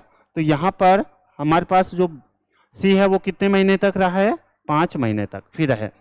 देखो क्या करा है, at the end of the year total investment reported was 1,42,000। What will be A's share in profit? आपसे ए का प्रॉफिट पूछा गया है और बी का प्रॉफिट आपको दिया गया। सबसे ए की पॉइंट में आपको सिखाता हूं, कि जिसकी वैल्यू दी गई है उसको तो हम लोग नीचे लिखते हैं और जो वैल्यू पूछी गई है उससे हम लोग मल्टीप्लाई करते हैं।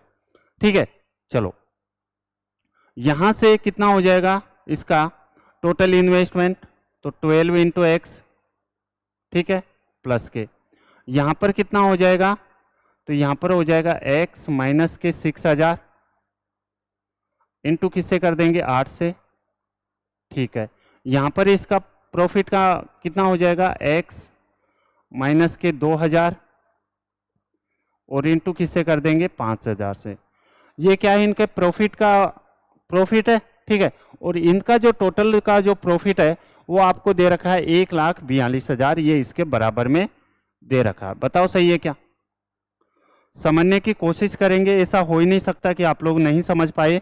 ठीक है, लेकिन आप समझने की कोशिश ही नहीं करेंगे तो कैसे क्या होगा। देखो ये हो जाएगा 12x, एक एक पॉइंट को अच्छे से समझाता हूं।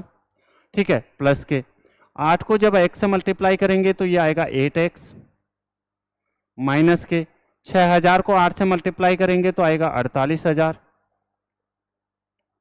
प्लस के यहां पर 5 को जब x से मल्टीप्लाई करेंगे तो ये आएगा 5x, माइनस के जब 2000 को 5 से मल्टीप्लाई करेंगे तो आएगा 10,000, और इसके इक्वल में कितना है 1,42,000। कोई दिक्कत है क्या? आप कहेंगे नहीं है। ठीक है, चलो आगे सोल्व करते हैं इसको। देखो ये 12x है, x को एक जगह कर दो, 12x है, 8x है, 12 और 8 20 और 5 कितना हो जाएगा 25x बराबर में। देखो ये माइनस के 48,000 है, ये माइनस के 10,000 है, तो ये दोनों ऐड हो जाएंगे, तो ये 48 और 10 कितना हो जाएगा 58,000, माइनस के 58,000 उधर जाके प्लस में हो जाएगा, 1,42,000 में 58,000 जोड़ेंगे तो कितना आ जाएगा 2 लाख। ठीक है, तो यहां से 25 से 200 कितनी बार करता 8 बार, तो x की वैल्यू कितनी आ गई यहां पर 8,000, x की वैल्यू कितनी आ गई यहां पर 8,000। तो a ने कितने लगाया है प्रॉफिट 8,000 रुपए, यहां पर b ने प्रॉफिट कितना लगाया, b ने जो पूंजी लगाई है वो 8,000 में से 6,000 कम कर देंगे यानी कि 2,000 लगाई है, और यहां से c ने कितनी पूंजी लगाई है, टोटल x की वैल्यू 8,000 है, 8,000 में से 2,000 कम यानी कि 6,000 पूंजी लगाई है। बताओ यहां तक किसी को कोई डाउट है क्या? कहीं भी कुछ भी कोई डाउट आए तो आप लोग पूछ लेना। ठीक है, अब आप क्या करेंगे, यहां से आपके पास पूंजी आ गई है। ठीक है, इन्वेस्टमेंट इनटू टाइम बराबर प्रॉफिट होता है। ठीक है, तो पहले तो पूंजी का अनुपात निकाल लेते हैं, 8,000 2,000 6,000, 8,000 यहां पर 2,000 और यहां पर है 6,000। ठीक है, यहां पर A, ये B और ये C। ठीक है, टाइमिंग क्या है इनका, तो यहां पर टाइम है 12, इसने 12 महीने काम किया, इसने इसके साथ कितने महीने किया 8 महीने, और इसने इसके साथ कितने महीने किया 5 महीने। ठीक है, चलो यहां से इसका रेशियो बना लो 0, 3 0 से 3 0 काट दो। ठीक है, और कुछ काट दो, यहां से ये कितनी बार कटेगा 4 बार, 2 से ये 1 बार, और ये कितनी बार कटेगा 3 बार। बताओ सही है क्या? तो यहां से A का प्रॉफिट का रेशियो कितना आ जाएगा 12 चौके 48, यहां पर B का प्रॉफिट का रेशियो आ गया 8, और यहां पर C का प्रॉफिट का रेशियो कितना आ गया है 15। अब आपसे मैंने आपको पहले क्लास में ही बताया है, जिसकी वैल्यू दी गई होती है उसको तो हम लोग नीचे लिखते हैं और जो पूछा गया हम लोग उससे मल्टीप्लाई कर देते हैं। बताओ सही है क्या? ठीक है, तो आपसे पूछा गया B का लाभ, B का प्रॉफिट आपको दिया गया 8,000। चलिए यहां से जो आपको दिया गया है वो आपको B का प्रॉफिट दिया गया है, 8,000 आपको किसका प्रॉफिट दिया गया है B का, तो यहाँ पर B का प्रॉफिट का रेशियो कितना है 8 है। अगर यहाँ पर C का प्रॉफिट सपोज करो, C का प्रॉफिट यहाँ पर 9,000 होता, तो C का प्रॉफिट यहाँ पर कितना किससे डिवाइड कर देते 15 से। अगर यहाँ पर बोलता कि A का प्रॉफिट है तो A का प्रॉफिट है तो यहाँ पर किससे डिवाइड कर देते 48 से। ठीक है, चलो यहाँ पर B का प्रॉफिट दे रखा है, यानी 8,000 की वैल्यू कितनी है 8 दे रखी है, और आपसे किसकी वैल्यू पूछी गई है, आपसे पूछी गई A की वैल्यू, तो A का प्रॉफिट का रेशियो कितना है यहाँ पर 48 है।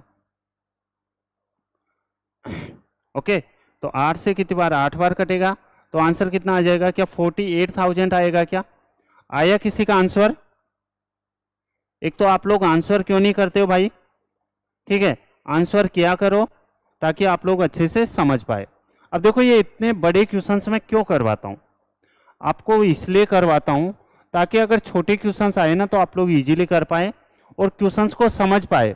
अगर आपकी स्पीड है तो ये 10 सेकंड का क्वेश्चन है, आपको बस तरीका पता होना चाहिए कि इस क्वेश्चन को कैसे सोल्व करते हैं। ठीक है, क्वेश्चन देखते ही पेन स्टार्ट हो जाना चाहिए। जब आप ट्रिक सोचना शुरू करेंगे, फिर पता करेंगे कि इसमें लगेगी कि नहीं लगेगी, फिर कैसे काम चलेगा बताओ? ठीक है ना?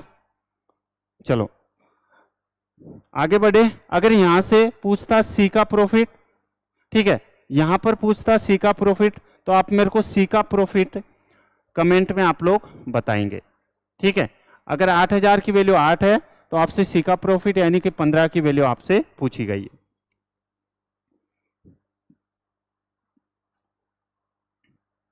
ये तो परसेंटेज का एकदम आसान है, इसको छोड़ो। क्वेश्चन नंबर ये करो फिर। अब देखो ये प्रॉफिट एंड लॉस का, ऐसा नहीं है कि सभी जो क्वेश्चन है वो डिफिकल्ट लेवल के हैं, लेकिन टाइप वाइज सिस्टमेटिक तरीके से हम लोग पढ़ रहे हैं। ठीक है, चलो। For an article the profit is 170% of the cost price. ठीक है, एक वस्तु के क्रय मूल्य का 170% क्या होता है? प्रॉफिट होता है, लाभ होता है। आपको पता है प्रॉफिट लाभ, अगर प्रॉफिट होता है तो हम लोग 100 में और ऐड कर देते हैं, अगर लॉस होता है तो 100 से हम और कम कर देते हैं। ठीक है, चलो। If the cost price increase by 20% but the selling price remains same. ठीक है, यदि क्रय मूल्य में 20% की वृद्धि होती है लेकिन विक्रय मूल्य समान रहता है, ठीक है, then what is the new profit percentage आपसे पूछा गया। ठीक है, देखो एक सीपी है, कॉस्ट प्राइस है, क्रय मूल्य है, और एक एसपी है। ठीक है, एक वस्तु के क्रय मूल्य का 170% क्या है? लाभ होता है।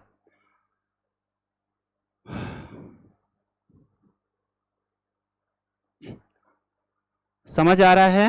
किसी ने सोल्व किया है? देखो एक वस्तु के क्रय मूल्य का 170% लाभ हो रहा है। अगर सीपी में मान लेता हूं 100 मान लेता हूं, कितना मान लेता हूं? 100 से 170% प्रॉफिट हो रहा है। 170% प्रॉफिट हो रहा है तो यहां पर एसपी कितना हो जाएगा? आप कहेंगे 270 हो जाएगा। ठीक है, if the cost price increase by 20%, cost price 20% increase की जाती है। ठीक है, तो कॉस्ट प्राइस 20% अगर इंक्रीज की जाती है तो 100 का 20% कितना होता है? आप कहेंगे 20 होता है। कितना होता है? 20 होता है। तो यहां पर कितना हो जाएगा? 120 हो जाएगा। कितना हो जाएगा? 120। यानी कि क्रय मूल्य में 20% की वृद्धि होती है। ठीक है, लेकिन विक्रय मूल्य समान रहता है, यानी कि विक्रय मूल्य पहले भी 270 रुपए था और अभी भी 270 रुपए। तो आपसे क्या पूछा गया? नया प्रॉफिट लाभ पूछा गया। चलिए, यहां पर जो प्रॉफिट अभी भी हो रहा है वो कितना हो रहा है? 120 की वस्तु को 270 रुपए में आप सेल कर रहे हैं। ठीक है, तो कितने का प्रॉफिट हो रहा है? 150 का। आपको पता है प्रॉफिट और लॉस, लाभ और हानि हमेशा क्रय मूल्य पे ही निकाला है। ठीक है, तो क्रय मूल्य कितना है? यहां पर 120 है और मल्टीप्लाई किससे कर देंगे? 100 से। ठीक है, चलो यहां से अगर मैं इसको 3 से काटना चाहूं तो 3 से कितनी बार कटेगा? ये 4 बार, और 3 से कटेगा ये 5 बार। 4 से ये 100 कितनी बार कटेगा? 25 बार। तो आंसर कितना आ जाएगा आपके पास में? लाभ प्रतिशत क्या 125% आएगा? क्या कितना आ जाएगा? 125%। बताओ सभी लोग समझ पाए हो क्या? देखो आप लोग आंसर किया करो। चलो आगे बढ़ते हैं। क्वेश्चन नंबर है, ₹180 is divided among 66 persons, men's and women's, in such a way that the ratio of money received by man and money received by women is 5:4 है। 66 व्यक्ति है, ठीक है, उनमें 180 रुपए को इस प्रकार विभाजित करना है कि पुरुषों द्वारा प्राप्त कुल राशि का महिलाओं द्वारा प्राप्त कुल धनराशि से अनुपात कितना है? 5:4 है। ठीक है। The ratio of money received by a man and money received by A women is 3:2। ठीक है। किंतु एक पुरुष द्वारा प्राप्त धनराशि का एक स्त्री द्वारा प्राप्त धनराशि से अनुपात, यहाँ पर 32 तो ना, 3:2 है ना। यहाँ पर रेशियो कितना है? 3:2 है। यहाँ पर रेशियो को हटा दिया।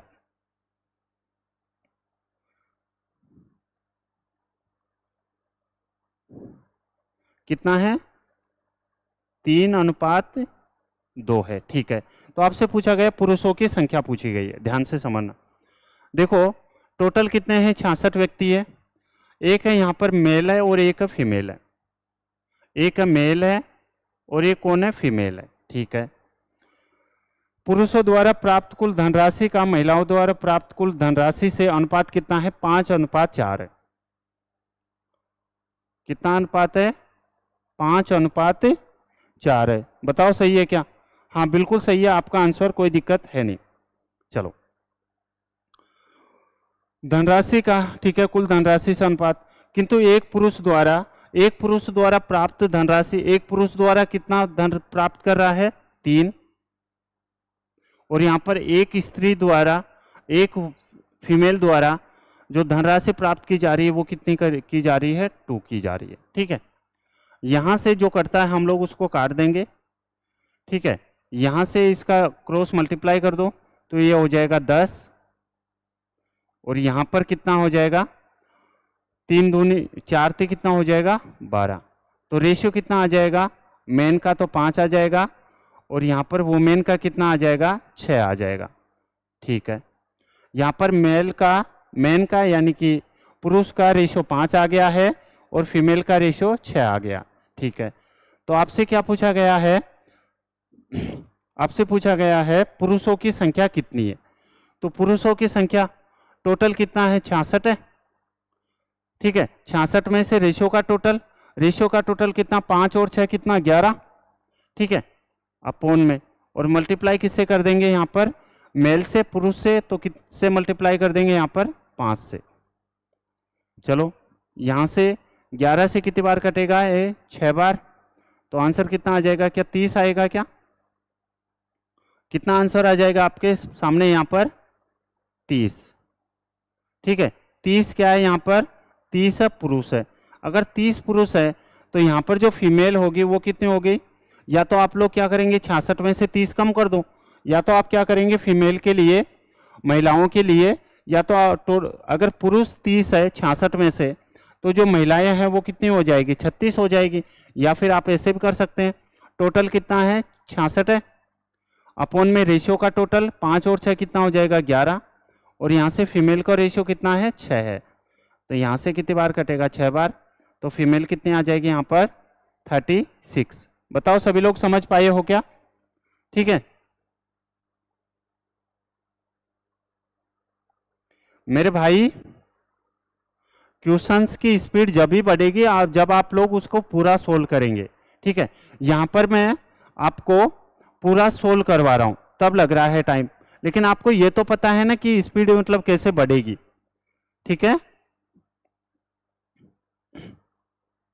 चलो क्वेश्चन नंबर नेक्स्ट है और सोल्व करो।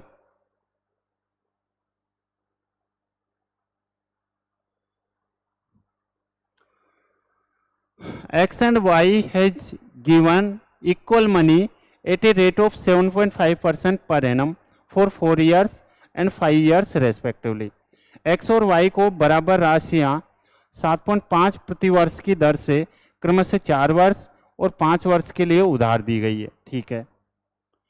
If difference between the interest is 150, then what was the money given to each of them? यदि उनके द्वारा दिए गए ब्याज में 150 रुपये का अंतर है तो आपसे पूछा गया प्रत्येक को दी गई राशि बतानी है।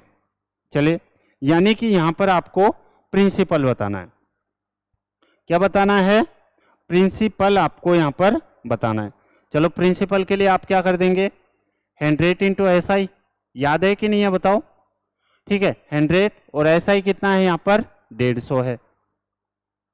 चलो 100 इंटू SI, ठीक है। अब यहाँ पर टाइम का डिफरेंस कितना है, 1 है, तो 1 इंटू यहाँ पर रेट कितनी है, 7.5 है, तो चलिए 7.5 से हम लोग यहाँ पर मल्टीप्लाई कर देंगे।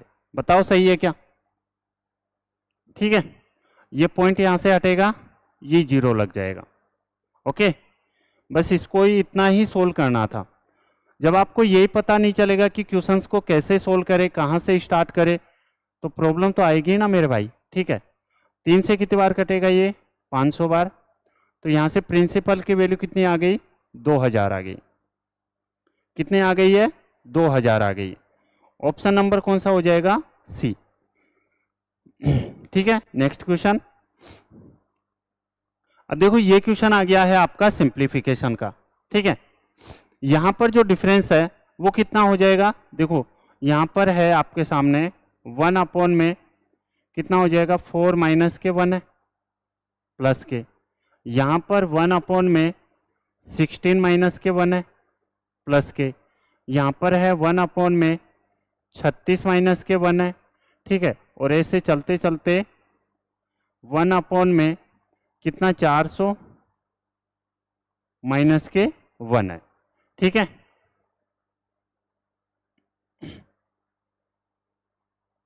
हाँ बिल्कुल सही है भाई, आपका आंसर एकदम सही आंसर है आपका। अब देखो यहां से डिफरेंस जब सेम हो, यहां पर देखो 3 का डिफरेंस है, यहां पर कितना है, 15 का डिफरेंस है, यहां पर कितना है, 35 का डिफरेंस है। तो क्या आप सब जानते हैं क्या कि यहां पर अगर 15 का डिफरेंस है तो इसको 1 अपॉन में 3 इंटू 5 लिख सकता हूं मैं। ठीक है, यहां पर 1 अपॉन 35 को क्या लिख सकता हूं मैं, 5 इंटू 7 लिख सकता हूं। ठीक है, प्लस के यहाँ पर जो नेक्स्ट आएगा 3 5, यहाँ पर आएगा 7 इंटू कितना हो जाएगा, 9 हो जाएगा, और प्लस के ऐसे चलते चलते यहाँ पर जो आएगा वो आ जाएगा 19 इंटू 21 आ जाएगा। ठीक है, कितना आ जाएगा, 19 इंटू 21 आ जाएगा। बताओ सभी लोग समझ पाए हो क्या? ठीक है, अब सबसे पहले तो आपको ये देखना है, क्या देखना है कि नीचे कितने का डिफरेंस है। आप कहेंगे 2 का डिफरेंस है, इसमें भी 2 का डिफरेंस है, इसमें भी 2 का डिफरेंस है, इसमें भी 2 का डिफरेंस है। क्या ऊपर 2 का डिफरेंस है क्या? आप कहेंगे नहीं है। अगर 2 का डिफरेंस नहीं है ऊपर, तो आपको क्या करना है, सभी जगह 2 कर देना है। ठीक है, सभी जगह किससे मल्टीप्लाई कर देना है, 2 से मल्टीप्लाई कर देना है। जब 2 से आप लोग मल्टीप्लाई करोगे तो अब आप इसको क्या लिख सकते हो, 1 माइनस के 1 अपॉन कितना हो जाएगा, 3 प्लस के, यहाँ पर 1 अपॉन 3 माइनस के 1 अपॉन 5 आ जाएगा। ठीक है, फिर प्लस के 1 अपॉन में 5 माइनस के 1 अपॉन 7, और प्लस के ऐसे चलते चलते 1 अपॉन में 19 माइनस के 1 अपॉन में कितना आ जाएगा, 21। बताओ सही है क्या? ठीक है, ये एक सीरीज बनती है, अगर आप रेगुलर है तो आपको पता होगा। अब देखो यहाँ पर डिफरेंस कितने का है, 2 का है, तो आप क्या करेंगे, यहाँ से 2 कॉमन लेंगे, 1/2 कॉमन ले लेंगे, और यहाँ से ये फर्स्ट टर्म ये सभी कट जाएगी। ठीक है, और लास्ट यानी यहाँ से तो फर्स्ट टर्म बचेगी और यहाँ से लास्ट टर्म बचेगी। तो फर्स्ट टर्म है क्या, आप कहेंगे 1 अपॉन में 1 से 1, यहाँ पर कितना है, 1/1 है, माइनस के लास्ट टर्म कितनी है, 1/21 है। ठीक है, यहाँ से एलसीएम कितना आ जाएगा, 21 आ जाएगा, और यहाँ पर आ जाएगा 21 माइनस के 1। बताओ सही है क्या? और यहाँ पर 1/2 तो ऐसे चल ही रहा है। मैं पूरा इसलिए सोल्व करवाता हूँ ताकि आप लोग एक एक स्टेप को अच्छे से समझ पाए। यहाँ पर कितना आ जाएगा, 21 में से 1 जाएगा तो 20 बटे कितना हो जाएगा, 21, तो 2 से 10 बार, आंसर कितना आ जाएगा, 10/21। Option number C. आया किसी का आंसर? ठीक है, आंसर आया है, किसी का नहीं आया है। ठीक है, चलो ये क्वेश्चन है आपका मीडियन का। चलो इस क्वेश्चन का आप लोग आंसर देना, ठीक है ना, आप लोग इस क्वेश्चन का आंसर देंगे। मैं नेक्स्ट क्वेश्चन पे चलता हूं। अब देखो ये ट्रिग्नोमेट्री का, अब इससे तो आसान क्या ही क्वेश्चन आएगा बताओ मेरे को, ठीक है, इससे तो आसान क्या ही क्वेश्चन आएगा। आप सभी लोग जानते हैं कि जैसे सेक थीटा माइनस के टेन थीटा अगर 3/5 है सपोज करो, ठीक है, तो आपको पता है सेक थीटा प्लस के टेन थीटा जो है इसका उल्टा हो जाता है, वो कितना हो जाता है 5/3 हो जाता है। क्या आप सभी को पता है क्या, अगर sec theta minus tan theta की वैल्यू 3/5 है तो यहाँ पर sec theta plus tan theta की वैल्यू इसकी उल्टी हो जाती है। अगर प्लस की वैल्यू 5/3 है तो जब हम लोग माइनस करते हैं तो उसको पलट देते हैं, ठीक है। अब क्वेश्चन पे आते हैं। क्वेश्चन है आपके सामने, if sec theta plus tan theta equal में 12.5 है, सेक थीटा प्लस के टेन थीटा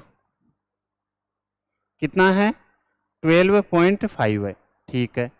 तो आपसे पूछा गया है देन सेक थीटा माइनस के टेन थीटा की वैल्यू आपसे पूछी गई है। चलो सेक थीटा माइनस के टेन थीटा की वैल्यू आप लोग बता दो, तो इसका उल्टा कर देंगे, यानी कि 1 कितना हो जाएगा 12.5 आ जाएगा, ठीक है। कितना आ जाएगा 12.5 आ जाएगा। अब आप क्या करेंगे, यहाँ से पॉइंट हटाएंगे, यहाँ पर 0 लग जाएंगे। क्या 125 में 10 का भाग जा रहा है, नहीं जा रहा है तो यहाँ पर 0 लग जाएगा, एक और 0 लग जाएगी। क्या अब जा रहा है क्या, तो यहाँ पर आ जाएगा 0.08, ठीक है। 0.08 आपके इस क्वेश्चन का आंसर हो जाएगा। और ऑप्शन नंबर कौन सा हो जाएगा, ऑप्शन नंबर सी। बताओ सभी लोग समझ पाए हो क्या? हाँ, 0.08 एकदम सही जवाब है आपका, कोई दिक्कत है नहीं। मैं आपको फिर से बताना चाह रहा हूँ कि ये क्लास आपकी रेगुलर है, फिक्स 5 बजे से 6:30 बजे तक, 6:30 बजे से ऊपर ही ये क्लास आपकी चलती है। मुझे पता ही नहीं चलता है कि यह क्लास का टाइम कब निकल जाता है, ठीक है। चलो क्वेश्चन नंबर नेक्स्ट है, और ये क्वेश्चन है आपका टाइम एंड वर्क का। और आपकी होली पर भी कोई छुट्टी नहीं है, मैं पहले बता रहा हूं। मैं इस क्लास को नॉन स्टॉप रखूंगा, ठीक है। चलो देखो क्वेश्चन है आपके सामने, A B and C individually can finish a work in 6 days 6 hours 8 घंटे और 15 घंटे, ठीक है, respectively. They started the work together and after completing the work got, वे काम साथ में करते हैं और उनको इतने रुपए मिलते हैं, ठीक है। When they divide the money among them salvage, उनको जब रुपयों को विभाजित किया जाए तो एबीसी का हिस्सा आपको बताना है। सबसे पहले टाइम एंड वर्क का क्वेश्चन आ जाए तो हमारा काम क्या रहेगा बताओ, एलसीएम, ठीक है ना। एक कितने घंटे में, 6 घंटे में। चलिए यहां पर लिख दो आप लोग 6 आवर्स। जैसे जैसे क्वेश्चंस कहे वैसे वैसे ही आपके सामने मैं कर रहा हूं सभी क्वेश्चंस, और आंसर भी आ रहे हैं, ठीक है। यहां पर है 8 घंटे और यहां पर है 15 घंटे। देखो इतना तो मैं आपको यकीन के साथ कह सकता हूं कि इस क्लास से बाहर कुछ नहीं आएगा, चाहे आप लोग प्री देना या फिर मेंस देना। इतना तो आप लोगों को विश्वास हो गया होगा, क्योंकि आज हमारा मॉक टेस्ट नंबर 33 है। फर्स्ट वाले मॉक टेस्ट से 33 तक देखना, ठीक है। काफ़ी कुछ क्वेश्चंस, काफ़ी कुछ टाइप आपके कवर हो चुके होंगे। और उसके बाद आप क्या करेंगे, प्रीवियस ईयर्स के पेपर सेट लगाना किसी भी एग्जाम्स के, नहीं हो तो मेरे को बताना 6, 8 और 15 इनका जो एलसीएम आ गया है वो कितना आ गया है, 120 आ गया है। बताओ सही है क्या, एलसीएम कितना आ गया है यहाँ से, 120 आ गया, ठीक है। तो ए की इफिशियंसी कितनी आ जाएगी, 120 में 6 का भाग देंगे तो कितना आ जाएगा, आप कहेंगे 20। 120 में जब 8 का भाग देंगे तो यहाँ से एफिशिएंसी आ जाएगी 15, और यहाँ से 120 में जब 15 का भाग देंगे तो यहाँ पर आ जाएगा 8। बताओ सही है क्या, ठीक है। तो यहाँ से टोटल एफिशिएंसी कितनी आ गई, 20 और 8 28 और 15 कितना हो जाएगा, क्या 43 होंगे क्या, कितना हो जाएगा 43, ठीक है। चलो अब यहाँ पर इस ये जो आपको 96 94.60 दे रखा है, इसको क्या आप लोग 20, 15 और 8 में डिवाइड नहीं कर सकते क्या? बिल्कुल कर सकते हैं। चलिए, तो आप क्या करेंगे, टोटल के नीचे टोटल यानी ए की वैल्यू निकाल लेते हैं। 94.60 है ना, और अपॉन में रेशियो का टोटल कितना हो जाएगा, 43, और मल्टीप्लाई किससे कर देंगे, अगर ए के लिए पूछे तो 20 से। ठीक है, चलो सोल्व करते यहां पर पॉइंट हटाएंगे, डबल जीरो आ जाएगा, यहां पर जीरो से ये 2 जीरो कट जाएगा। ठीक है, 43 दूनी कितना होता है, तो 43 दूना होता है 86 होता है। ठीक है, 86 बचे यहाँ पर 8 और 6 वापस, 43 दूनी 86 और 22 दूनी कितना हो जाता है, आप कहेंगे 44 हो जाता है। कितना हो जाता है, 44 हो जाता है। ए की वैल्यू तो ये आ गई, यहाँ से बी की वैल्यू वही 94.60 है। ठीक है, यहाँ पर टोटल के नीचे टोटल, और किसकी वैल्यू चाहिए, बी की, यानी कि कितने की वैल्यू चाहिए, 15 की। यहाँ पर पॉइंट हटाएंगे, डबल जीरो आ जाएगी, ये जीरो से ये जीरो कटेगी, और ये कितनी बार कटा था आपको पता हो तो, 22 बार। तो यहाँ पर एक 10 नीचे है, तो यहाँ पर 2.2 आ जाएगा, और 22 15 कितना हो जाएगा, 15 दूनी कितना हो जाएगा, 30, कैरी कितना 3, और 15 दूनी 30 और 3 33। तो यहाँ से आपका आंसर आ जाएगा 33। ठीक है, चलो यहाँ पर सी के लिए पूछा जाए तो टोटल कितना है, 94.60 है, 94.60 है, उसके नीचे टोटल, और किससे मल्टीप्लाई कर देंगे, सी के लिए 8 से। तो ये पॉइंट हटेगा, ये डबल जीरो आ जाएगा, एक जीरो से एक जीरो कटेगा, और ये 43 से कितनी बार कटेगा, 2.2 टाइम्स, क्योंकि नीचे एक जीरो है। ठीक है, और 22 8 कितने होते हैं आपको पता हो तो, क्या 176 होते हैं क्या, तो यहाँ पर हो जाएगा 17.6। बताओ सभी लोग को आंसर आया है क्या? ठीक है, चलो